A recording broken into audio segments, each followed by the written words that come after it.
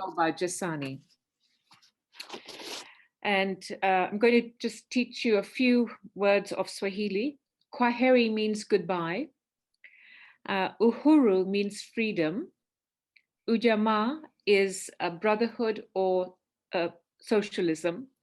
And Karibu is Tanzania. So I'll start the first stanza, we'll have some of those Swahili words. Kwaheri, German East Africa. Kwaheri, Great Britain. Kwaheri, Tanganyika.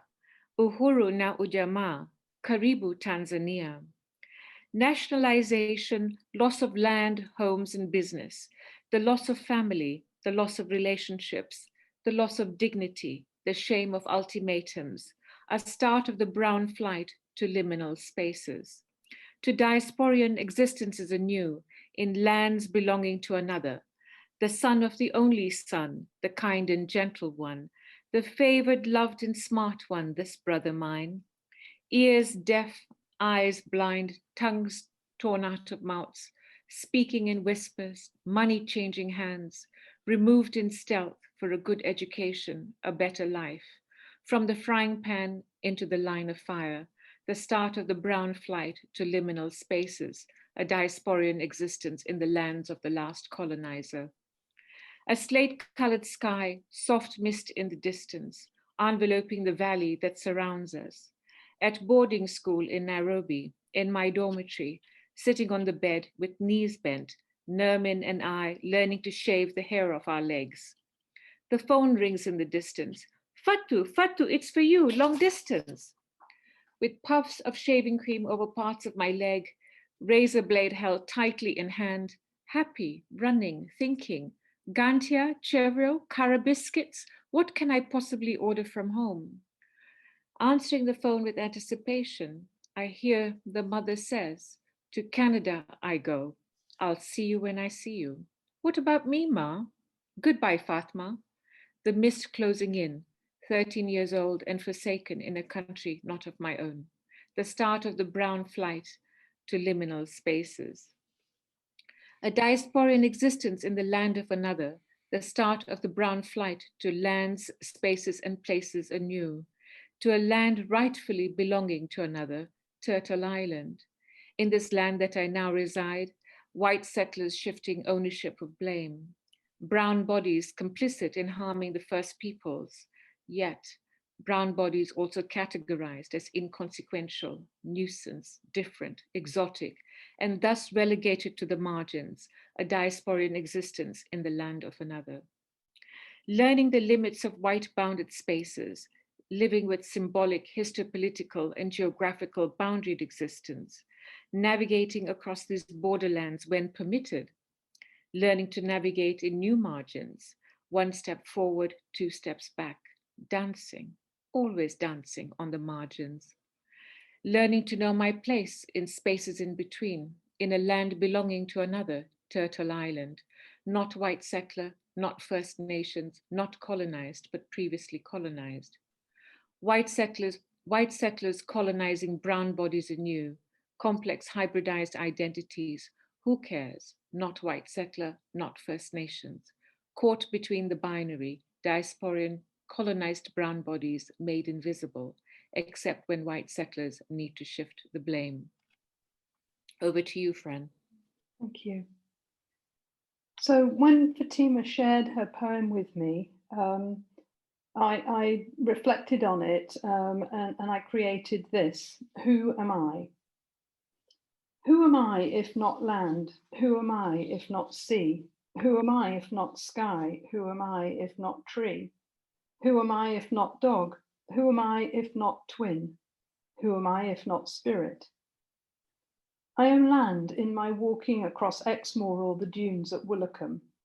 I am sea in my wetsuit on my board. I am sky lying on my back in the garden of my childhood. I am tree climbing with my brother Peter. I am dog playing a biting game with Harry. I am twin in everything. I am twin in and with spirit. I am all of these things, but what if I was not? What if walking, boogie boarding, staring at the sky, climbing, playing, being twin? What if being the spirit of these were taken away from me? who would I be then? Okay, we're going to ask for some audience participation here, and we'd like you to answer these questions, and I think Malcolm is going to talk you through to this. We're going to start with imagined communities, because at the heart of the Colonial Project, well, at the start of the Colonial Project, the imagined community was very, very important. So Benedict Anderson developed the idea of the nation as an imagined community. And Anderson argues that a nation is socially constructed, that is, it is imagined by people who perceive themselves to be part of that national community. What it means to be part of that national community, the sense of belonging, is imagined because all members of the community will never meet all other members. However, they will imagine themselves as if and behave as if they are a cohesive community. And this makes it possible to perceive the nation and thus national identity as a deep horizontal comradeship, which knits or binds all citizens together, irrespective of their class, color, or race, despite actual inequities or inequalities that exist within the nation. The nation as an imagined community is political in two key respects. Firstly, in its limitedness or boundedness, that is, in its legal structures that show the limits of the social and the physical boundaries of the nation state and its citizenship. Secondly, in its sovereignty, that is, in its national legal systems and structures of governance that govern all aspects of public life. For example, as teachers, we're all governed by the Department of Education, Ofsted, and the Teaching Regulation Agency. This brings us to the question of how society and government work together to produce nation as an imagined community. Over to you, Fran. Thank you. So here we're looking again a little bit further into the ideas of nationhood and citizenship, and considering the questions: how does a nation conceptualize who it is? Who gets to define national identity? And in the imaginary that's produced, who is included, who is excluded, and why?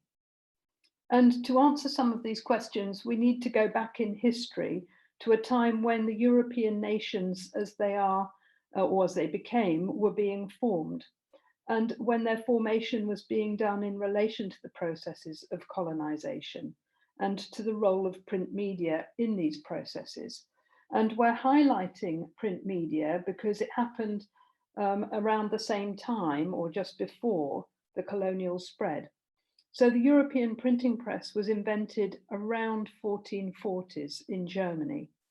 The effect on mass communication was revolutionary, and what it did was enable the mass production of books and the rapid dissemination of knowledge throughout Europe. And that supported the development of national imagined communities. So the European Colonial Project began later in that same century, first of all with the Portuguese expansion into South Atlantic and towards the Indian Ocean, and with Spain's so-called discovery of America. And of course, describing places encountered as discoveries is in itself a Eurocentric perspective. The British started establishing overseas colonies in the late 16th century, with the British Empire being at its height between the mid-19th to the mid-20th centuries. And during this period, what we're saying is that the British came to know who they are by encountering who they are not. And the processes of colonization both reflected and produced colonial discourses that in turn informed the imagined community and notions of citizenship and national identity. A core construct, therefore, that was inherent in colonial discourses was the creation of a clear distinction between self and other. This self-other dichotomy positioned the self in opposition to rather than in relation with the other. And the narratives about lands, peoples, and places encountered were sent back to Europe and disseminated to the masses, as we've already explained, via print media. Differences were exaggerated through the use of stereotypes, which informed the imagined national identity through binary oppositions, such as like, unlike, civilized, uncivilized, developed, undeveloped, modern, backward, and so on.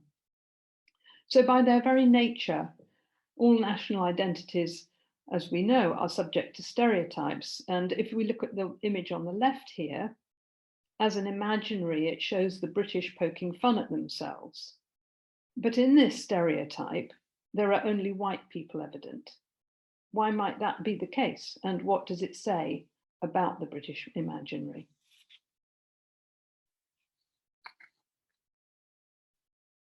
Fatima, you're muted. Thank you. Thank you, Fran. We're going to talk a little bit about power structures and their influence on identities. This diagram shows how education is part of a system of being and knowing that starts with the government and the nation as an imagined community, and the influence of which is funneled down to the scale of classroom and the interactions between students and teachers. This system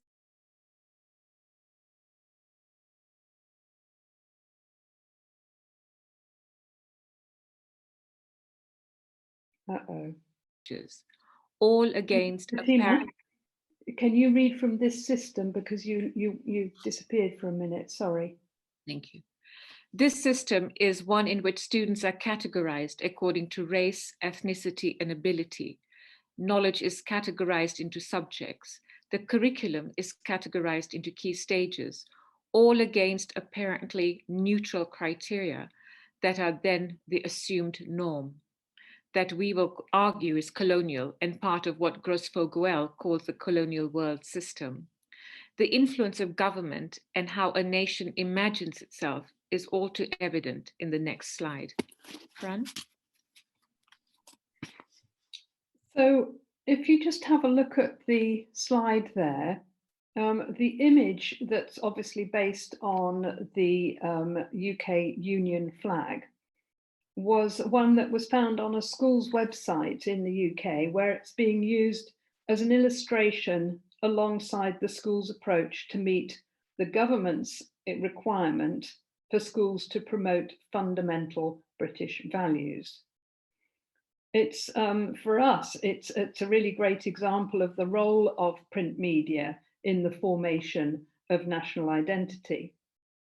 And if we take a look at what sort of national identity is being imagined here and what it says about whose values are included in this British imaginary, we can see that 13 individuals are named, of whom all are white and 10 are men. There are 7 references to the Second World War and the armed forces. Cultural references include the boat race, fish and chips, steam trains, cream teas, Yorkshire pudding, football, EastEnders, and punk. But what about who has been excluded? Where are the authors such as Andrea Levy and Salman Rushdie? Where are the Gurkhas?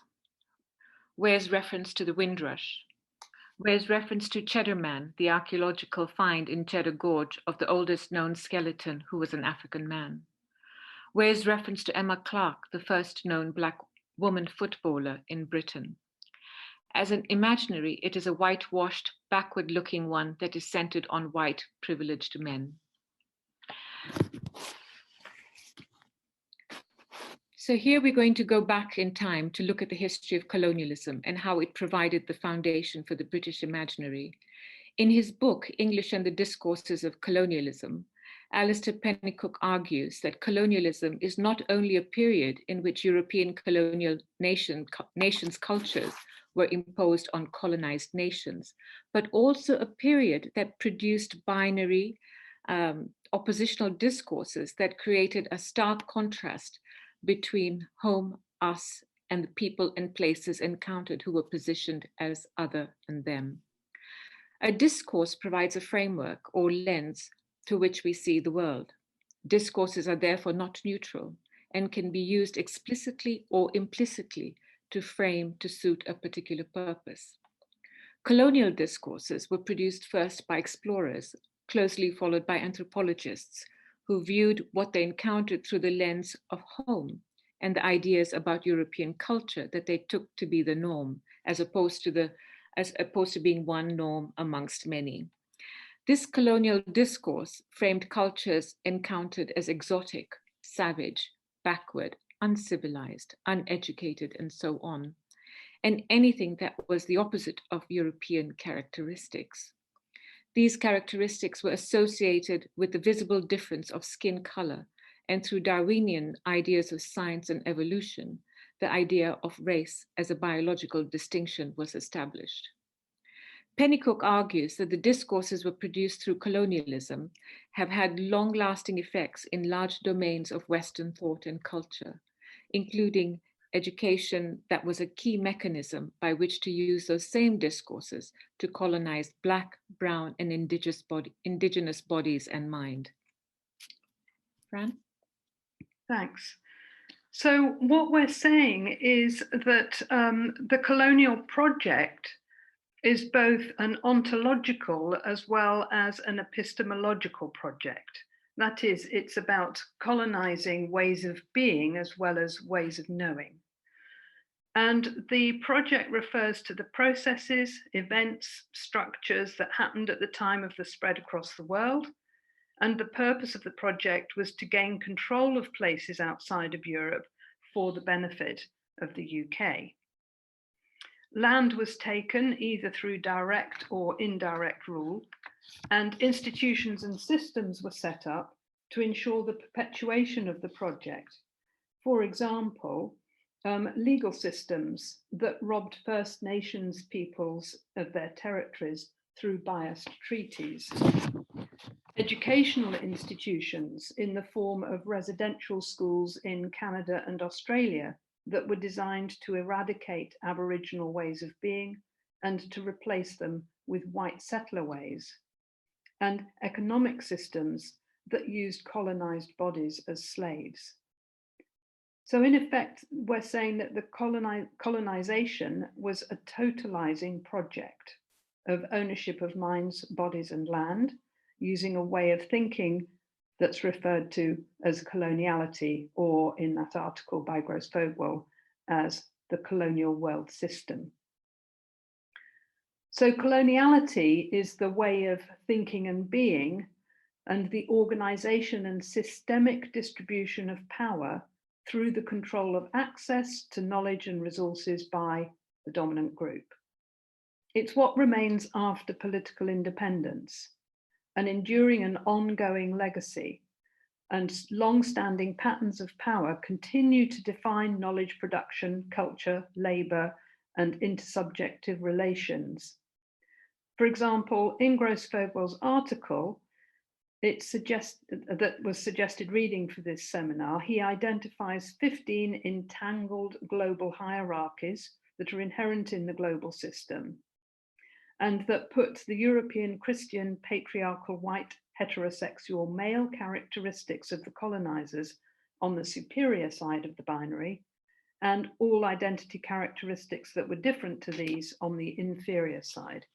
And some example of these global hierarchies are a racial ethnic hierarchy that privileges European people over non-European people, a gender hierarchy privileging males over females, a sexual hierarchy that privileges heterosexuals over LGBTQ+, a spiritual hierarchy that privileges Christians over non-Christian or non-Western spiritualities, an epistemic hierarchy that privileges Western knowledge over non-Western knowledges. And for us, particularly important, this hierarchy is institutionalized in the global university system. And finally, a pedagogical hierarchy that privileges Cartesian Western forms of pedagogy over non-Western forms and practices of pedagogy. So the pervasiveness of coloniality is also that it created a colonial mindset in the minds of the colonized. And a colonial mindset is a form of internalized oppression that conditions colonized peoples to believe their ethnic or cultural identity is inferior to Western culture or whiteness. So coloniality sees its way of thinking and being as the only valid way of thinking and being, and as so superior that it must be a universal good. Colonial patterns of power function through a variety of controlling mechanisms, and we're going to have a look at these in the next slide.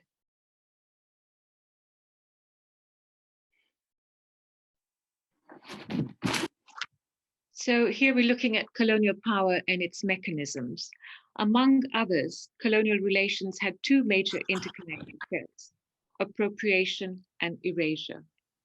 Colonial forms of relation are shown in the first column, and the effects of these relations are in the second and third columns. We have already referred to some of the obvious violences of colonial relations, but colonial relations can also take place in ways that are not immediately visible, and we give some examples of them here. Some of them are examples of co-option of cultural resources from the global south, as opposed to the more obvious appropriations of land, agriculture, and mineral resources. Co-option becomes problematic when they're presented as neutral and there is no acknowledgement of their cultural origins or the histories behind them. When these are omitted and made invisible, this is a form of erasure. For example, chess is from India. The chess pieces are black and white, and the white always goes first. So the white piece has an inherent advantage. Mindfulness that is being used, that is a rage at this time, has its origins in Hinduism and Buddhism. The adult coloring books that are part of the commodification of mindfulness are based on the Hindu and Buddhist use of the mandala, which is a symbolic diagram used in the performance of sacred rites and as an instrument of meditation. In academia, post-humanism is based on many of the ideas that stem from indigenous knowledges, but these are repackaged and represented as a new Western idea. Similarly, plurality, as it is explored in the Western academy, draws on theoretical perspectives from Western scholars such as Jacques Derrida, Chantal Mouffe, Hannah Arendt, and effectively erases by omission the scholarship of scholars from the global south in this area. And examples of those are Gloria Anzaldúa, Bell Hooks, Arturo Escobar, Chandra Mohanty, and Rabindranath Tagore. So here in this slide, we're bringing it up to present day colonialism and thinking particularly about the UK context. And just as a sort of a very brief overview, many of you or all of you will be aware of the project to rebuild Britain after the Second World War, when people from Africa, the Caribbean and Asia were encouraged by the government to come to England and were told that they were headed for the mother country, that they were all welcome, that there were going to be amazing opportunities. But then on arrival, they often faced racism and discrimination, racism of which was not even illegal until 1965. And then over the intervening years, there have been many examples of racial tensions through riots, through the Stephen Lawrence killing, through the Macpherson report and inquiry into institutional racism in the police, and coming up to the present day with, in 2012, Theresa May as the Home Secretary, as she was at the time, creating a really hostile environment for what she called irregular migrants, limiting access to work, to housing, to healthcare, to bank accounts, and so on. And these proposals became law through the Immigration Act of 2014. And then we can see that it's a short step from there to Brexit, to the xenophobia and overt racism that followed Brexit, and most recently the Black Lives Matter protests across the UK, prompting responses by many that all lives matter. And on the slide, we've just got some examples of the ways in which education and educational institutions are complicit in this. 3 of them testify to universities as needing to do more for Black students, only having a handful of Black academics in most senior positions, of being accused of institutional racism as revealed through hidden stories. And then there's one there referring to the attainment gap in the school system. So in effect, what we're doing is we're arguing that education as it is currently conceived and enacted is part of that colonization or coloniality. And if we want an example of that, we don't need to look any further than the recent government guidance on PSHE, which specifically states schools should not under any circumstances use resources produced by organizations that take extreme political stances on matters, particularly that are anti-capitalist. Okay, Fatima. You're muted. To summarize, we see these colonial discourses in education, among others. And what we see are the commodification of education, which both objectifies and is dehumanizing, the concept of universalism, standardization using mainstream norms as criteria, imposition of a one-size-fits-all policy. We have othering, which is treating difference as deviation from the mainstream norm. The process of naming and categorizing, for example, SEND, BME, EAL, and the term diversity itself, to which we can ask diverse from whom, the implication being diverse from the mainstream. Deficit discourse is another one, and this positions students in such categories as a problem to be fixed. Individualization of failure, for example, it's not their fault. Their parents need to give enough support at home, etc., rather than the effect of a system that privileges the mainstream. Policies and practices aimed at fixing students who are also perceived to have failed are based on paternalism and saviorism. So we have quite a few issues, discourses that are apparent in education. Fran? And leading on from that, as you can see here with the slide heading, the coloniality of teachers, it's our contention that the majority of teachers in the UK have been socialized into a teacher ontology or way of being that is colonial. And one of the ways in which that's manifest is through the coloniality that influences everything that someone does or one does as a teacher. And it's not saying that that's anybody's fault, it's not casting blame, it's just the way it is, because that majority of us, of teachers, have been socialized into Western or Westernized education systems and nations, and those have been built on colonial systems. And for that reason, we believe that it's essential to do the work of decolonizing minds and the ways of being and doing that flow from it. In other words, as we said before, decolonization is as much an ontological process as it is an epistemological one. Fatima? Fatima, we can't hear you. So returning back to the representation of fundamental British values we looked at earlier, images such as this are an indication that teachers are, whether consciously or unconsciously, complicit in the perpetuation of coloniality. The question for teachers, therefore, is how can we create spaces of belonging for all students in ways that do not mirror the othering processes of society? Perhaps more fundamentally, how can we become aware of the ways in which we are complicit in coloniality, which might be blind spots?